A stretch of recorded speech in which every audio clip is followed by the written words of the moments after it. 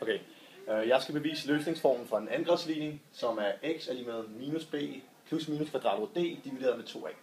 Og for at gøre det, så starter vi med formen for en angrebsligning, som er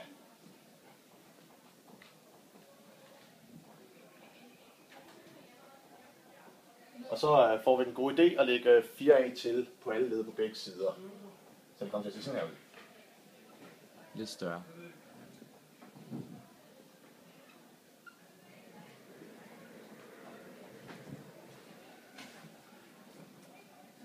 Er lige med 0. Og nu lægger vi b'en til på begge sider. Det kommer til at se sådan her ud.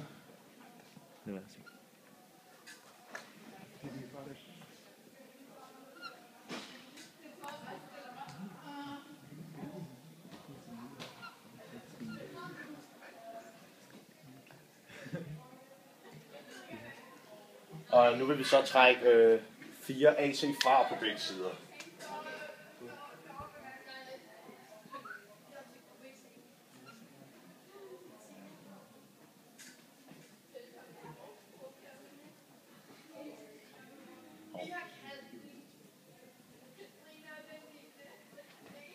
A, 4 AC ud med minus 4 AC, og så kommer vi kun til det her tilbage.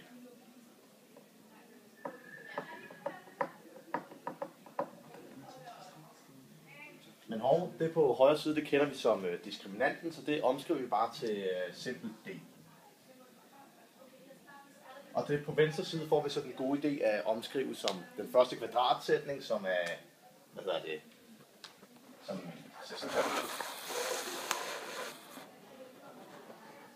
ja, så det første led i anden, plus det andet led i anden, plus det dobbelte produkt.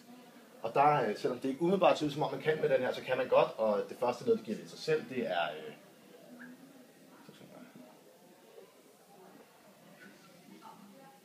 er B. Og så det andet led i anden, det må være noget med A og X, fordi det er begge to i anden. Og så for kun det, så ved vi, at kvadratet med 4, det er 2, så den kommer til at 2ax. Og det kan vi lige hurtigt tjekke efter, hvis vi har lyst. Og så B anden, det er B anden. 2ax anden, det er, 4 A anden, x anden. Og så er det dobbelte produkt, det er 2axb gange 2, og det er 4xb. Så nu har vi det, og nu skal vi så vise, hvordan, hvor mange løsninger der er, når d henholdsvis er negativ, 0 og positiv. Og så til at starte med prøver vi, når d er negativ, siger vi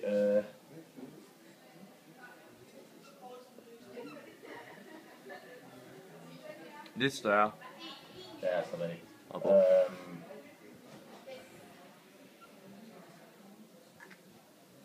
Som er mindre end 0.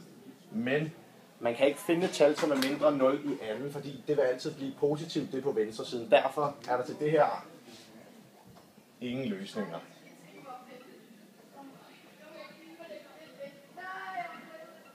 Og så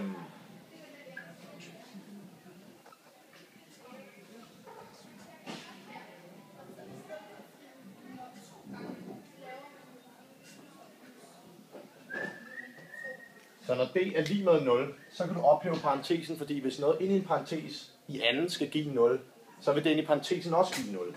Så derfor kan vi bare fjerne parentesen og have 2ax plus b til.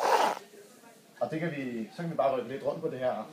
Så 2ax plus b lige med 0. Og nu rykker vi vores b over på højre siden. Så det kommer til sådan her ud. Minus b. Og så dividerer vi med 2a. 2a. Og det går ud her på højre siden. Så den ene løsning, når d er lige med 0, det er x er lige med minus b divideret med 2a. Og så den sidste, den lukker vi heroppe.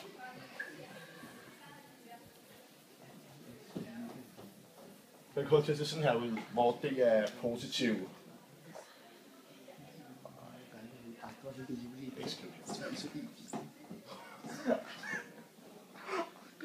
Così, ja.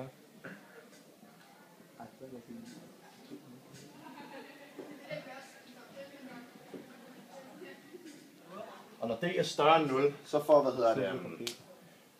kunne finde det på højre siden, altså så skal vi have ophævet parentesen. Og det gør vi ved, at tage kvadratrum på begge sider. Så det kommer til sådan her ud. 2x plus b er lige med kvadratrund af d. Men det kommer til at være både en plus og en minus kvadratrod, fordi det inde i parentesen, det kunne både være negativt og give d, men det kunne samtidig også være positivt, så det kommer til at se sådan her ud. Plus minus d. Og nu vil vi gerne rykke lidt rundt på det, som vi gjorde før. Så vi rykker b'et herover. Det vil sige, at vi minuser med b, så den forsvinder og kommer til at være her. Som minus b. Og vi vil fjerne 2a igen ved at dividere her, så de går ud med hinanden.